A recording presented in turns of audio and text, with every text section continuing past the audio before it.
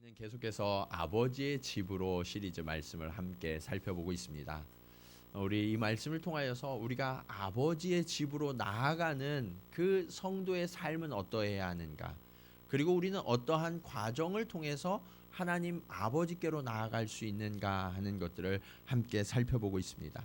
오늘은 세 번째로 정결이라는 제목으로 여러분들과 함께 은혜를 나누고자 해요. 지난주에는 우리가 회개라는 제목으로 번제단에 대해서 우리가 함께 살펴봤죠. 열린 문을 통과해서 제일 먼저 들어오는 것이 번제단이었어요. 이 번제단은 예수 그리스도의 십자가를 상징하는 것이었습니다. 그 십자가에서 예수 그리스도께서 나를 위하여 대신 죽으심으로 우리는 새 생명을 얻게 되었고 의롭게 되었다라고 칭호를 얻었습니다.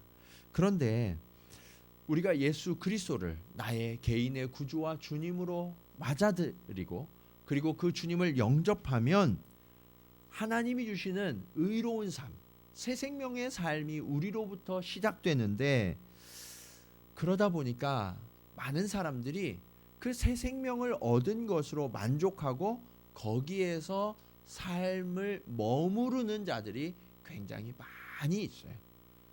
교인들 가운데에도 예수님을 믿고 영접했으면 그걸로 다 됐지 뭐, 내가 구원 얻었는데, 그러면서 더 앞으로 나아가지 않는 자들이 얼마나 많은지 몰라요.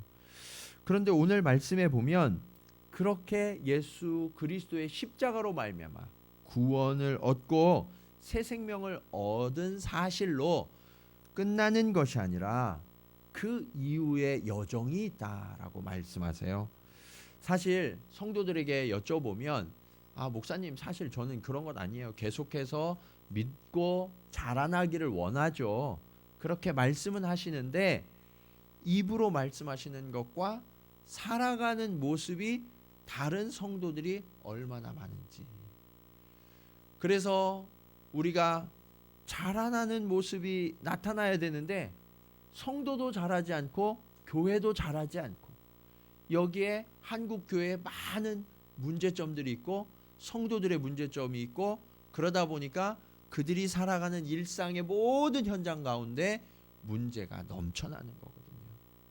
하나님께서는요, 우리를 구원하셨을 뿐만 아니라 예수 그리스도를 닮아서 그리스도의 장성한 분량에 이르도록 우리에게 명령하셨다라는 사실을 잊지 마셔야 돼요. 그리고 우리는 그 하나님께로 나아가는 여정을 멈추지 말고 끊임없이 그 걸음을 더해가야 하는데, 그 걸음의 첫 번째 단계가 무엇이냐? 우리를 깨끗하고 정결케 해야 하는 것이다 라고 말씀하고 있어요. 그것이 오늘 본문에 나오는 물두멍이 가르쳐주는 교훈이에요. 그래서 오늘 저는 여러분들과 함께 이 말씀을 통하여서 우리는 어떻게 하면 좀 더 정결한 삶을 시작할 수 있고 그것을 지속해서 끝까지 주님 앞에 설 때까지 이것을 유지할 수 있는가, 그 은혜를 함께 누리고자 합니다. 자, 첫 번째로 물두멍이 의미하는 것은 무엇인가? 항상 정결을 유지하라라는 하나님의 명령입니다. 여러분, 물두멍의 위치가 오늘 어디라고 나와요? 오늘 우리가 함께 읽은 출애굽기 30장 18절 말씀을 한번 다시 보겠습니다. 거기에 보면 물두멍을 어디에다 두냐, 중간에 세 번째 줄에 나오죠. 그것을 회막과 제단 어디에 두고? 사이에 두고. 그러니까 우리가 지난주에 살펴본 번제단을 지나면 이제 회막, 성소로 가게 되는데, 그 성소와 번제단 사이에 무엇을 둔다고요? 거기에 물두멍을 둔다라는 거예요. 자, 하나님께서 왜 여기에 물두멍을 두셨을까? 사실 번제단은 우리를 속죄하신 곳이잖아요. 우리를 깨끗게 하신 곳이잖아요. 그곳에 서는 순간 우리는 예수 그리스도로 말미암아 이미 의롭게 되었다고요. 의롭게 되었는데 왜 우리는 다시 씻어서 깨끗하게 되어져야 한다고 주님이 명령하시는 걸까? 그것을 우리가 이 의미를 알아야 돼요. 번제단은 십자가를 상징한다고 그랬죠. 그래서 십자가에서 우리는 예수 그리스도의 보혈로 씻어서 깨끗하게 되었는데 그때 얻는 것이 새 생명이다라고 말씀하고 있어요. 우리는 그때 거듭난 거예요. 새롭게 태어난 거예요. 그러면 여러분, 집에서 아이가 태어나면 그 아이는 자라나야 돼요? 멈춰 있어야 돼요? 자라나야 되죠. 당연히 생명이 태어나면 그 아이는 자라나야 돼요. 그 아이가 엄마 나는 젖도 안 먹고 아무것도 하지 않고 그냥 요 상태로, 엄마가 나를 이뻐하니까 요 상태로 그냥 멈춰 있을게요. 그러면 그 아이는 어떤 아이가 되는 거예요? 장애아가 되는 거예요. 아이가 아무리 이뻐도요, 자라나지 않으면 그때부터는 부모의 근심과 걱정이 되는 거죠. 하나님께서는요, 우리를 십자가로 말미암아 구원하셔서 탄생케 하셨다면 그 이후로 계속해서 자라날 것을 기대하고 계신다는 거예요. 그래서 우리 그리스도인들은 당연히 예수 그리스도를 닮아서, 부모를 닮듯이 예수 그리스도를 닮아서 자라나야 된다는 거죠. 그래서 우리의 거듭남, 예수 그리스도를 영접함은 완성이 아니라 한 신앙인의 탄생일 뿐이다 라는 것을 우리가 잊지 말아야 돼요. 그래서 우리가 주 안에 머물면서 자라나야 되는데요, 계속해서 거룩하게 자라나야 되죠. 이것을 신학적인 용어로 뭐라고 하냐? 성화라고 그래요. 뭐라고 한다고요? 성화. 거룩하게 되어진다는 거예요. 그런데 이것은 자라나는 과정을 이야기해요. 한 번에 예수 그리스도를 믿는 순간 성령이 내 안에 오셨으니까 나를 정결케 하시고 깨끗하게 하셔서 그 이후로는 완전히 죄도 짓지 않고 늘 성결하고 순결하게 살아가느냐? 여러분의 삶을 보니까 어떤 것 같아요? 그래요, 안 그래요? 안 그런 것 같아요. 분명히 예수 그리스도를 믿었는데, 내 안에 성령이 오신 것이 분명한데 여전히 우리는 죄 가운데 있더라라는 거죠. 그래서 하나님은요, 다시 태어난 자들에게 성화, 계속해서 거룩하게 자라나는 과정을 명령하고 계시는 거예요. 그리고 나중에 우리가 주님 앞에 서게 되면 끝날에 그때 우리에게 이루어지는 게 있어요. 주님의 영광스러운 몸을 입고 주님 앞에 서게 되는데 그것을 영화라고 그래요. 영화.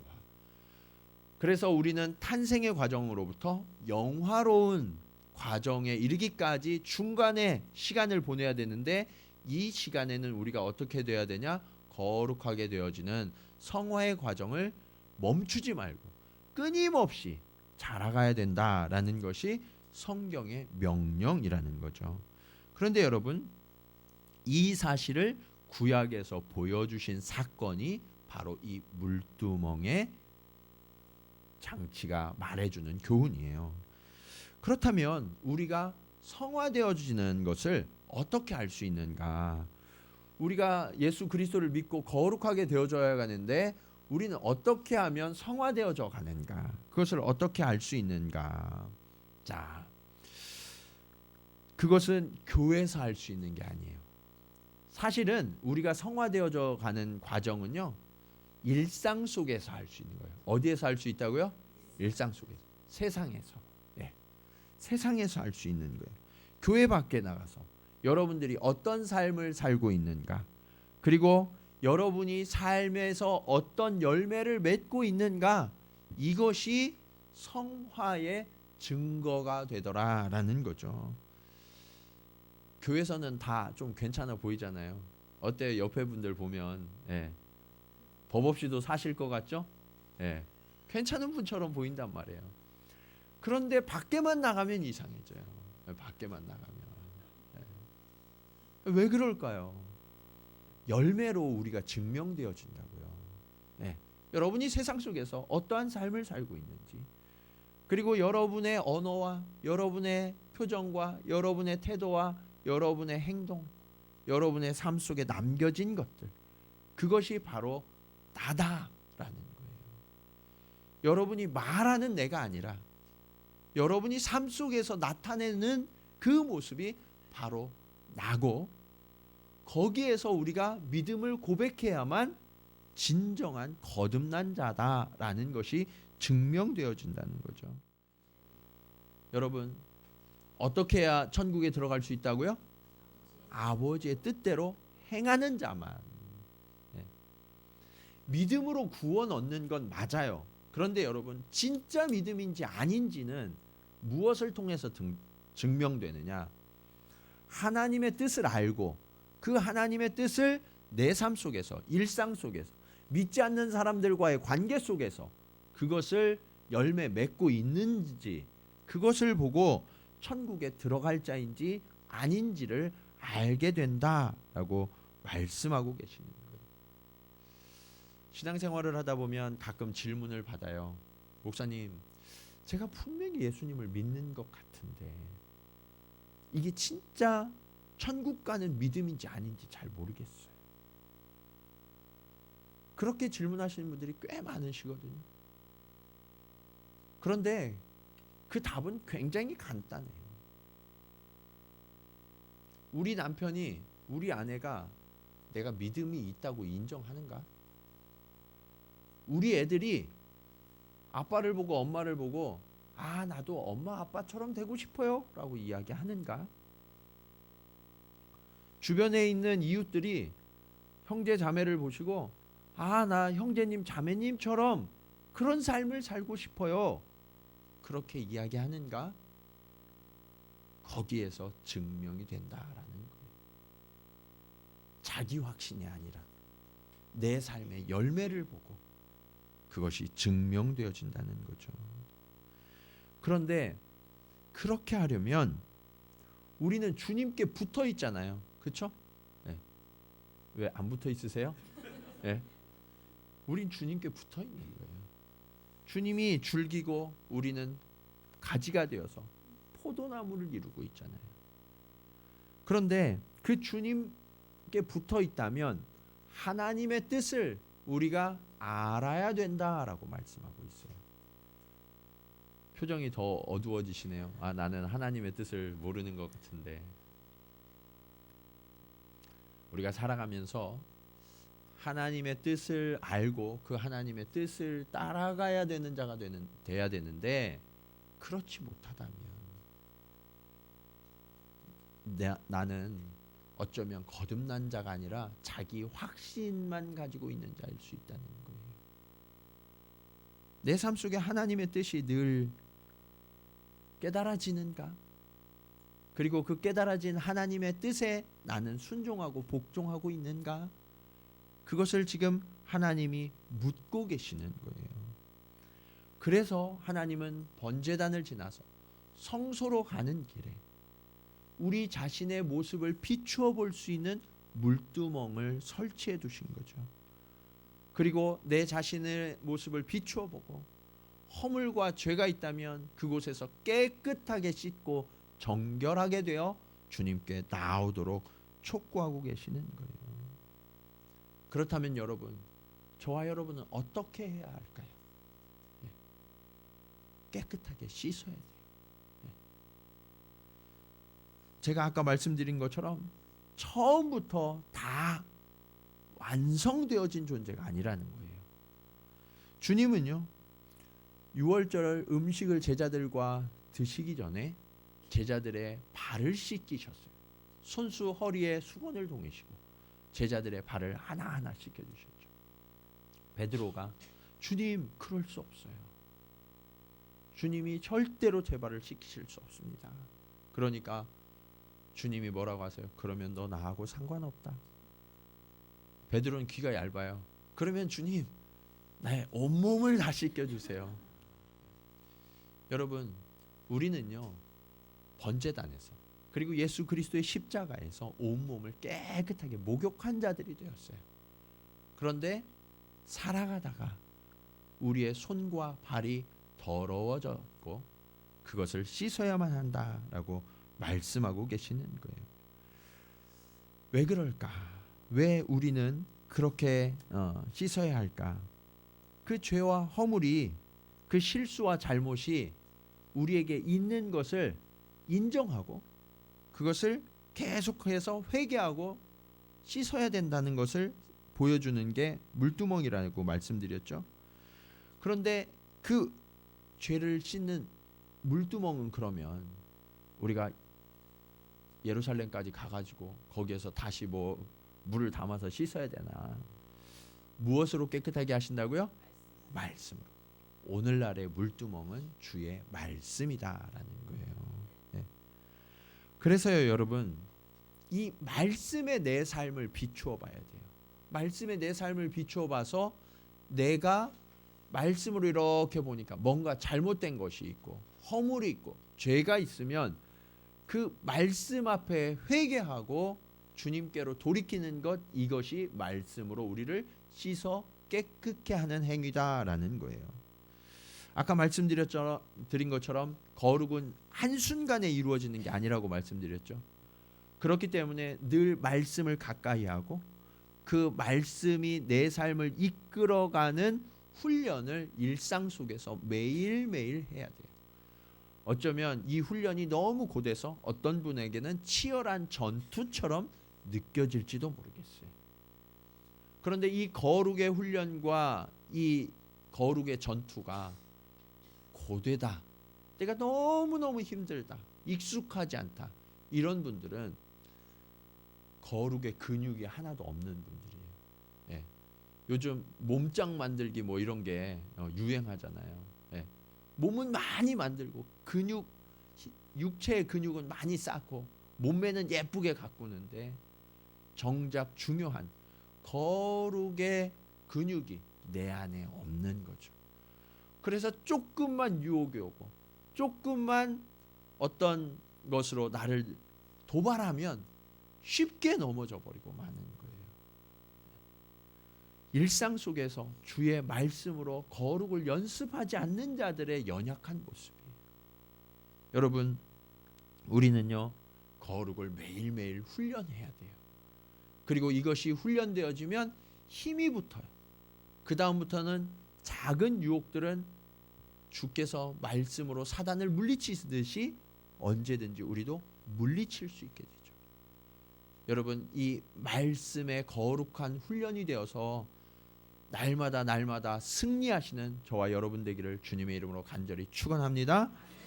자, 두 번째로 이 물두멍이 의미하는 것은 무엇인가? 정결해야 되는데 그냥 정결해질 수는 없고요. 정결을 위해서 준비를 해야 한다라는 것을 우리가 기억해야 돼요. 자, 여기에 보면 물두멍을 비치해 두고 그 속에 깨끗한 물을 담아두라라고 명령하셨죠. 그런데 이 물두멍의 재료가 뭐라고 말씀하세요? 예, 노수로 만들어라라고 말씀하고 있어요. 물두멍뿐만 아니라 그 받침도 노수로 만들어야 된다라고 말씀하셨죠. 그런데 이 놋 중에서도요, 아주 특별한 놋을 선정해서 만들라고 말씀하셨거든요.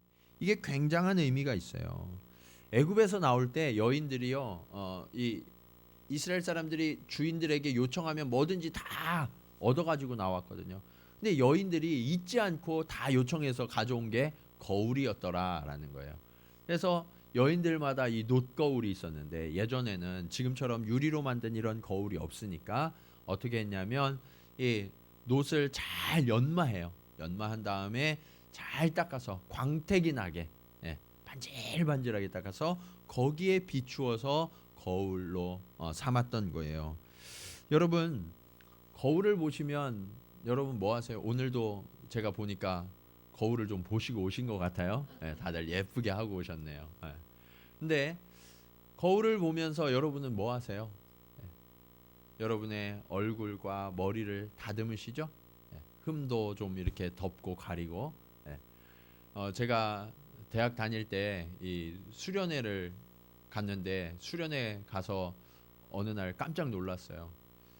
제가 전혀 모르는 인물이 있는 거예요. 후배였는데, 자매였는데, 얘는 멤버가 아닌데 이상한 사람이 와서 명찰을 이상한 걸 달고 있는 거예요. 나중에 보니까 이 친구가 평소에 화장을 너무 진하게 해가지고 화장이 아니라 변장을 하고 왔더라고요. 여러분, 우리가 우리의 티나 우리의 점을 거울에 비추어서 그렇게 가리려고 하잖아요. 이게 거울의 역할이라고요. 그런데 이 화장이 점점 짙어지고 더 많은 것을 치장하는 우리의 모습 속에서 이 거울이 가진 속성이 하나 있어요. 그게 뭐냐? 이 거울은 우리의 허영과 탐심을 상징하는 도구예요. 사실 여러분의 모습은요, 하나님이 지으신 존귀한 모습이거든요. 그런데 그게 잘 인정이 안 돼요. 우리 자매분들도 주름이 늘어가는 게 인정이 잘 안 되시죠? 그게 사실은 하나님이 우리를 아름답게 빚어가시는 과정이거든요. 어떤 분들이 저한테 그러더라고요. 목사님 이제 좀 염색 좀 하셔야 되겠어요. 저는 이게 좋아요. 하나님이 저를 빚어가시는 과정이니까 그걸 자연스럽게 받아들여야 되는데, 그것을 받아들이지 못하면서 어떤 허영과 탐심으로 나를 포장하려고 하는 그런 모습을 상징하는 것이 거울이에요. 그런데 이것을 가장 잘 보여주는 이야기가 있어요. 어떤 이야기냐? 여러분들이 잘 아는 백설공주 이야기. 백설공주의 엄마가 매일매일 거울을 보죠. 매일매일 거울을 보면서 뭐라고 이야기해요? 거울에게? 그렇죠. 어렸을 때 많이 들으셨잖아요. 거울아 거울아, 세상에서 누가 제일 예쁘니? 여러분, 이 질문을 하는 이 왕비는요, 사실은 왕비잖아요. 그래서 세상에 많은 것을 다 가졌고 이미 누리고 있는 사람이에요. 그런데도 거울에게 누가 제일 예쁘니? 거울에서 그 정도 물어볼 정도 되면 예쁠까요? 안 예쁠까요? 이미 예뻐요. 이미 예뻐서 그거 물어보는 거예요. 제일 예쁘냐고 물어보는 거잖아요. 내가 제일 예쁘고 싶은 거예요. 이미 예쁜 여인이었어요. 그런데 그 마음속에 채워지지 않는 공허함이 있었다는 거예요. 내가 제일 예뻐야 하는데. 그러니까 거울이 뭐라고 대답해요? 왕비님이 예쁘긴 하지만 더 예쁜 존재가 하나 있다고 그러죠. 그게 누구예요? 그게 백설공주다라고 이야기해요. 그러니까 이 왕비가 분노하면서 이 자신의 친딸은 아니지만 그래도 딸이잖아요. 그 딸을 죽이느라 자신의 에너지와 모든 것을 허비해버리고 말죠. 이 거울은요, 저는 이 이야기 속에서 이 거울이 비추어주는 것은 사실은 모습이 아니라 그 왕비의 마음의 거울이었다라고 생각을 해요.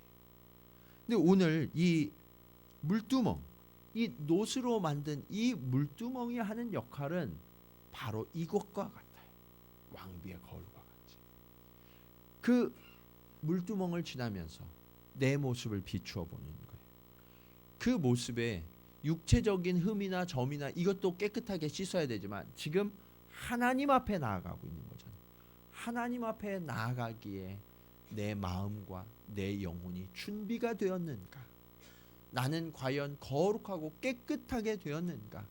그것을 들여다보고 그것을 바로잡는 곳, 그곳이 바로 물두멍이다라고 말씀하고 있는 거죠. 그리고 그 물두멍에는요, 오늘 말씀해 보면 물을 항상 가득 채워놓도록 하셨어요. 그래서 언제든지 그곳에 와서 나를 비추어 보고 나를 깨끗하게 씻을 수 있도록 준비해 놓게 하는 거죠. 근데 여러분, 제가 아까 말씀드렸는데 오늘날의 물두멍은 무엇이 물두멍이라고 말씀했어요? 말씀. 1부 때보다 좀 낫네요, 여러분들이. 1부 때는 질문하니까 대답을 잘 못하셨는데 주의 말씀이 오늘날의 물두멍이다. 자, 그러면요, 이 물두멍에 물을 가득 채워놓으라고 그랬잖아요. 그렇죠? 그러면 우리는 무엇을 가득 채워야 할까요? 말씀.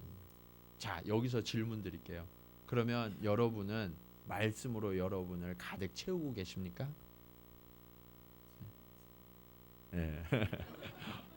혹시 어떤 분은 바닥에 지금 막 다 드러나려고 하는 분은 없으세요? 주님은 이 말씀을 가득 채워서 우리를 깨끗하게 정결하게 씻어야 된다라고 말씀하시는데 그 말씀이 내 안에 없으면 무엇으로 우리를 깨끗하게 할 수 있을까요? 성경책이 없는 분은 없으실 거예요. 요즘에는 심지어 기술이 발달해서 여러분이 들고 다니는 스마트폰의 앱으로 성경 어플 한두 개씩은 다 다운받아서 어느 때고 다 펴볼 수 있게 사용하시더라고요. 근데 문제는 그렇게 물리적으로 내가 들고 다니는 성경이 아니라 내 안에 그 말씀을 가득 채우고 있는가. 그래서 어떤 더러운 것이 나를 오염시키더라도 그 말씀의 능력이 발휘되어서 늘 씻고 나를 깨끗하게 할 수 있는 힘과 능력이 나에게 있는가. 그것을 지금 하나님은 저와 여러분에게 묻고 계세요. 여러분의 삶을 한번 돌아보세요. 나는 어떻게 매일매일 나는 내 삶을, 나의 그릇을 말씀으로 채우고 있는가. 어떤 분들은 새벽에 예배를 드리시는 분들, 어떤 분들은 큐티를 매일매일 하시는 분들도 계시고, 어떤 방법이든지 여러분 주의 말씀으로 내 그릇을 채우는 일만큼은, 그래서 매일매일 나의 허물과 죄를 깨끗하게 씻는 일만큼은 멈추지 않는 저와 여러분이 되기를 주님의 이름으로 간절히 축원합니다. 자, 마지막으로 이 물두멍이 우리에게 가르쳐주는 교훈은 무엇인가? 이 정결이 주님을 따라가는 과정이다라는 것을 보여줘요. 여러분, 이 20절 21절에 보면 손발을 씻지 않고 회막에 들어가면 어떻게 된다고 말씀하고 있어요? 죽는다. 우리는요, 죄와 허물이 있기 때문에 이 죄와 허물을 씻지 않고는 하나님 앞에 갈 수도 없어요. 가면 바로 죽는다니까요. 예수 그리스도의 십자가 때문에 우리가 견디고 있는 거지. 그렇다고 그래서 그럼 우리는 안 씻어도 되냐? 그게 아니라 주님은 손과 발을 항상 씻어라 라고 말씀하셨죠. 그렇다면 왜 이 손과 발이 더러워질까요? 그것을 여러분 잘 파악하셔야 돼요. 주의 성막이 어디에 세워졌어요, 여러분? 네, 성막이 세워진 곳이 어디예요? 네, 사막이죠. 광야예요. 광야는 메마른 땅이에요. 오늘날의 교회처럼 대리석이나 뭐 이렇게 좋은 카페트가 바닥에 깔려 있으면 좋은데 그럴 수가 없었어요. 그냥 메마른 땅 위에다가 세워진 게 성막이었다고요. 그러니까 이 제사장들이 순번을 따라서 섬겼는데 밖에도 안 나가고 그 안에만 있는데, 성막 안에만 있던 제사장도 더러워졌어요, 안 더러워졌어요? 더러워졌더라라는 거예요. 계속해서 씻어야 된다는 거예요. 그들이 걸을 때마다 흙먼지가 일어서 그들의 발을 더럽혔어요. 그리고 그들이 하는 일이 짐승을 잡아서 하나님 앞에 제사 지내는 일이었잖아요. 짐승을 잡아서 하나님 앞에 제사 지내다 보니까 그 손이 늘 피와 기름으로 엉겨 있었겠죠. 그것을 깨끗하게 씻어야만 했어요. 이처럼요, 세상에 속한 일을 할 때만 더러워지는 것이 아니라 때로는 주의 몸된 성전에서 주의 일을 감당할 때에도, 주의 사명을 감당할 때에도 우리의 연약함과 부족함 때문에 우리가 더러워지고 허물이 생기고 잘못을 범하기도 한다라는 것을 성경은 이미 가르쳐주고 계세요. 정말 아이러니한 일 아닌가요? 주의 성소에서, 그것도 거룩한 제사장들이 주의 일을 하고 있는데 어떻게 더러운 것들이 그들을 오염시킬 수 있을까? 그런데 여러분, 사실 우리 자신을 잘 돌아보면 그런 일들이 매일매일 일어나고 있어요. 교회에서 시험 드는 분들이 계세요, 안 계세요? 계시죠? 네. 계신 정도가 아니라 엄청 많아요. 그렇죠? 네. 교회 시험 들어가지고 네. 교회를 떠나기도 하시고, 교회만 떠나서 다른 데로 정착하면 괜찮은데 네. 여기저기 안 가시고 멈춰 계시는 분들도 참 많이 계시단 말이에요. 저는 교회에서 벌어지는 악과 잘못들을 변호하거나 옹호하고 싶은 마음은 하나도 없어요. 그건 고쳐져야 되는 문제예요. 그런데 우리의 생각도 한번 돌아봐야 돼요. 어떤 생각이냐? 주의 일을 하고 또 교회에서 어떤 사명을 감당할 때 그런 일들이 일어나지 않을 거라고 생각하는 거예요. 그것은 처음부터 너무나 순진하고 이상적인 생각에 불과하다는 거예요. 사단이 그것을 틈타는 거예요. 그래서 너희 발에 계속해서 먼지가 묻고 있잖아. 너희 손이 더러워졌잖아. 라고 보이면서 책망하는 거죠. 그리고 그것을 보는 순간 낙심하고 실망하면서 주께로부터 후퇴하는 이들이 있다는 거예요. 그러면 안 된다는 거예요. 우리가 이 땅에 존재하는 한 아무리 교회, 아무리 성전에 있어도요, 그런 더러운 것들이 우리를 오염시킬 수밖에 없다. 그것을 우리가 알아야 돼요. 그걸 알 때 우리는 교만하지 않아요. 방종하지 않아요. 그리고 늘 경계하고 주의하는 거예요. 그래서 신앙생활 할 때요, 늘 주의하셔야 돼요. 여러분이 옆에 사람들에게 하는 말을 정말 가려서 조심해서 하세요. 예. 내가 아무 말이나 막 편한 상대라고 그래가지고 막 막말하고, 예. 이 사람이 한 말 저기다 옮기고 또 옮길 때는 꼭 덧붙여서 옮기잖아요. 예. 그런 일을 하시면 안 된다고요. 예. 신앙생활 할 때는요, 더욱 주의해야 돼요. 사단이 틈타지 못하도록. 사단은 우는 사자와 같이 삼킬 자를 찾는다라고 말씀하고 있죠. 그래서 우리가 신앙생활하는 이곳이 잘 되고 이곳에 은혜가 넘치면 하나님의 나라는 흥왕하지만 사단의 나라는 망하게 되잖아요. 그러니까 사단이 지혜롭다면 어디를 공격할까요? 주의 사람들, 주의 몸된 교회를 공격하게 되어 있어요. 그래서 여기에서 섬기고 여기에서 여러 가지 사명들을 감당하다 보면 그런 악한 것들이 우리를 넘어뜨리려고 할 때가 얼마나 많은지 몰라요. 근데 말씀이 채워져 있지 않으면 넘어가는 거예요. 네. 그리고 말씀이 채워져 있어도 때때로 그런 더러운 것들이 우리를 오염시킬 때가 있다라는 거예요. 여러분, 교회만 그런가요? 진실의 눈을 떠서 여러분 자신을 한번 들여다보세요. 네. 교회에서 여러분들 같이 동역하시잖아요. 동역하시고 사명을 위해서 같이 헌신하고 계시는데 의견이 다른 분들이 있어요, 없어요? 있죠. 의견이 다를 때가 있어요. 서로 다른 의견들이 있어요. 다 좋자고 하는 건데 의견이 달라요. 그런데 의견이 다른 것을 잘 조율을 안 하고 가다 보면 어떻게 돼요? 오해가 생기고 갈등이 생겨요. 그러다가 이게 그대로 시간이 지나면 서운해지고 그리고 때로는 억울한 일도 생겨요. 여러분들 그런 거 많이 경험해 보셨잖아요. 예. 그게 다른 데서 당한 게 아니라 교회에서 그랬다니까요. 그런 일들이 있다는 거예요. 그럼 교회만 그러냐? 온 가족이 정말 너무너무 잘 믿는 장로님, 권사님 가정이에요. 자, 그런 분들은 부부싸움 해요, 안 해요? 해요. 예. 어떻게 그렇게 빨리 대답하세요? 예. 근데 언제 싸우나 보니까 주로 주일날 싸워요. 예, 금요 심야 끝나고 싸우고. 예.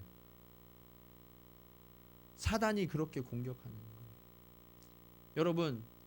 여러분이 여러분의 사랑하는 자녀들에게 그 자녀가 마음에 안 들어서 분노의 말 그리고 정말 악한 말들을 쏟아내어서 그 자녀들의 마음을 병들게 하고 아프게 하신 적이 있어요, 없어요? 네. 어떻게 그럴 수가 있어요? 네? 여러분 믿는 사람이 어떻게 그럴 수가 있어요? 그럴 수 있다니까요. 직장 생활 하시는 분들, 여러분이 신앙인인 거 주변 분들이 아시잖아요. 어떤 분들은 권사님이고 어떤 분은 장로님이고 안수집사님이고 아시잖아요. 그런데 직장에서 치열한 경쟁이 벌어지면 나도 모르는 사이에 이기적인 모습이 나와서 저 사람보다 더 성과를 많이 내고 더 위에 올라가려고 했어요, 안 했어요? 안 하셨어요? 안 하신 분들처럼. 그런 모습 때문에 사람들이 실망하고 돌아서는 거잖아요. 우리가 그렇다니까요. 우리의 모든 삶이 허물과 죄가 많아요. 그런데 그렇게 그 허물과 죄에 넘어졌을 때 우리의 마음 상태는 어떤가? 내가 이거밖에 안 되는 사람이었나? 내가 정말 믿음이 있기는 한 건가? 그러면서 힘들어지고 좌절하고 낙심하고 심지어는 신앙을 포기해야 하는가? 그런 상태가 되시기도 하시잖아요. 나는 분명히 예수 그리스도의 십자가를 인정하고 구원을 얻은 자가 분명한데 왜 나는 이렇게 자꾸만 넘어지는 걸까? 왜 자꾸만 이렇게 실수하고 허물이 많은 걸까? 이것이 우리의 질문이잖아요. 바로 그때 사단이 옆에서 속삭여요. 사단은 참소하는 자, 고발하는 자거든요. 그래, 맞아. 네가 그렇지. 너는 처음부터 그런 사람이었다니까. 그냥 예수 믿는 척한 거야. 괜찮은 줄 알았지? 거봐. 너는 그 정도밖에 안 돼. 그렇게 사단이 속삭일 때 여러분 심령이 무너져서 낙심하고 포기할 뻔하시지 않으셨어요? 혹시 그런 분들이 지금 이 자리에 계시다면 지금부터 말씀을 똑똑히 들으세요. 여러분 오늘 말씀에서 우리가 기억해야 될 아주 중요한 사실이 한 가지 있어요. 그게 뭐냐? 지금 성소로 들어가는 자, 물두멍에서 손을 씻는 자가 누구라고 나와 있어요, 여러분? 예? 19절에 한번 보세요. 누구예요? 아론과 그의 아들들. 아론과 그의 아들들의 직분이 뭐예요? 제사장이에요. 그러니까 성소로 가는 자는 누구만 갈 수 있는 거예요? 제사장만 가는 거예요. 번제단에서 제사 드리는 것은 일반 백성들도 유대인이면 누구나 할 수 있었어요. 그런데 거기에서부터 성소로 가는 것은 제사장만 할 수 있는 특권이었다고요. 자, 그런데 성경은 뭐라고 말씀하시냐? 예수 그리스도를 믿고 영접한 모든 사람들은 제사장이다 라고 명령하세요. 이건 하나님의 선언이에요. 네. 여러분 예수 그리스도를 믿으셨나요? 그러면 여러분은 제사장이신 거예요. 여러분 저와 여러분이 출신이 좋아서 그런 게 아니라고요. 우리가 도덕적이거나 공로를 많이 쌓아서 그렇게 된 게 아니에요. 오직 하나님의 은혜로 하나님의 선택하심을 받아서 저와 여러분은 제사장이 되었는데 그것도 그냥 제사장이 아니라 왕 같은 제사장이 되었다. 존귀한 자가 되었다. 그래서 언제든지 하나님 앞으로 나아갈 수 있게 되었다라고 선언하고 계시는 거예요. 여러분 그 약속을 신뢰하세요. 그러면 사단이 옆에서 아무리 그래 맞아. 너는 넘어질 수밖에 없어. 너는 자격이 없어. 어떻게 하나님 앞에 간다고. 넌 그리스도인도 아니야. 그렇게 속삭일 때 여러분 이 말씀으로 물리칠 수 있어야 돼요. 그때 여러분들이 부인하려고 하지 마세요. 아니야. 내 죄가 아니라니까. 내 잘못이 아니야. 그러면 사단은 아주 집요하게 여러분들을 물고 넘어뜨려요. 그때 어떻게 해야 되느냐? 인정해야 돼요. 뭐 해야 된다고요? 인정해야 돼요. 네. 그래 맞아. 난 죄인이야. 난 연약해. 내가 또 넘어졌어. 난 허물이 많아. 그런데 예수 그리스도께서 십자가의 보혈로 나를 용서해 주셨어. 그리고 주의 말씀으로 나를 깨끗게 하셨어. 이것이 사단을 향한 우리의 공격이 되어야 돼요.